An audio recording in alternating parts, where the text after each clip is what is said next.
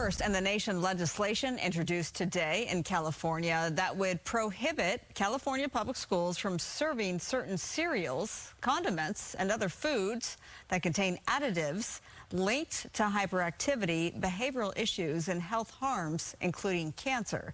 Assembly Bill 2316 would prohibit schools from serving food containing these 6 synthetic food additives you see listed here. The bill would also ban titanium dioxide. It's a coloring agent often used in sunscreens, cosmetics, and plastics. So you see the red 40, yellow 5, yellow 6, blue 1, blue 2, green 3, and so on. So Assemblymember Jesse Gabriel of Encino, he introduced this legislation today, and he joins me now with more. Good to see you, sir. Thanks so much for being with us tonight.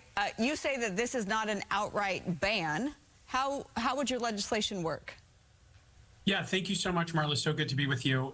The way that this would work is that basically the companies that would produce these products that are sold in schools would have a choice. They could either make minor modifications to their recipes to remove these ingredients, all of which there's strong science showing can cause things like cancer, ADHD, neurobehavioral issues in kids. So they could make the decision to do what they've already done in Europe and a lot of other places, which is to substitute out those harmful chemicals for safer alternatives. Or the school districts would then have to switch to another product. So maybe they would switch from one brand of applesauce to another, or one brand of muffins to another. So the idea here is that we don't expect this to result in any ban of any type of food. There's no products that are going to come off the shelf. The idea here is simply to make sure that the foods that we're serving to kids in schools are safe, that it's not going to harm them, and that it's not going to interfere with their ability to learn. Yeah, you did point it out already. These are banned in the European Union.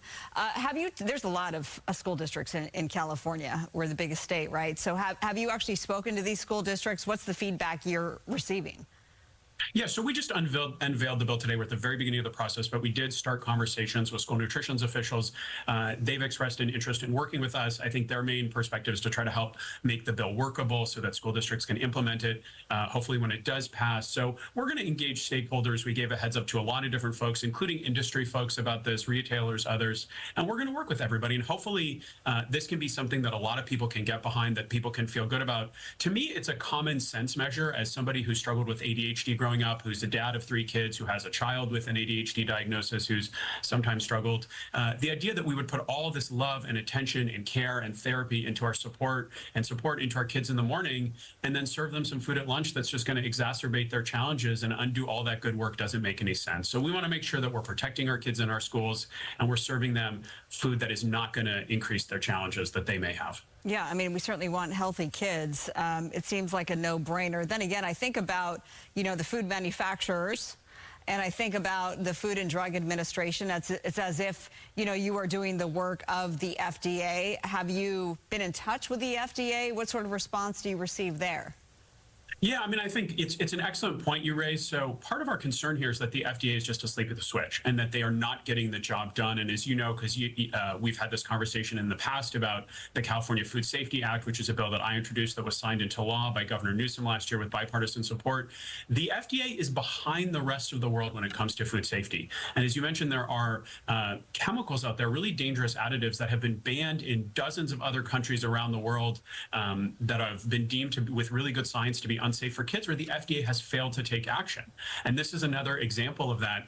The state of California did its own independent research. Our Environmental Protection Agency in 2001 looked at these food additives, looked at all of the research and the science and the data, and came away with the conclusion that these chemicals are harmful for young people, and that it can interfere with their ability to learn. And the FDA is refusing to act. They are relying on studies, many of which were done between 35 and 75 years ago. That's something that the state of California noted when we looked at this. And so the science from 65 years ago may have said that these chemicals are okay, but when you look at all of the newer research studies, they say that these chemicals are dangerous for kids. So I wish I didn't have to be doing this bill. I don't think it's something that states should generally be doing, but when the federal government fails to act, when it fails to lead, and in this case, the FDA has failed us really badly, we in state government have no choice but to step up and act. And so that's what we're going to do. And hopefully this bill is going to put pressure on the FDA to do more and to take take the health and safety of our children more seriously. Well, we'll see if you get the backing from your colleagues and the governor. If it were to take effect, it would go into effect beginning of 2025. We know that this is brand new. We'll continue to follow you as well. Assemblymember Jesse Gabriel will follow up with you on this accordingly. Thanks so much for being with us tonight. Thank you so much for having me. Really appreciate it.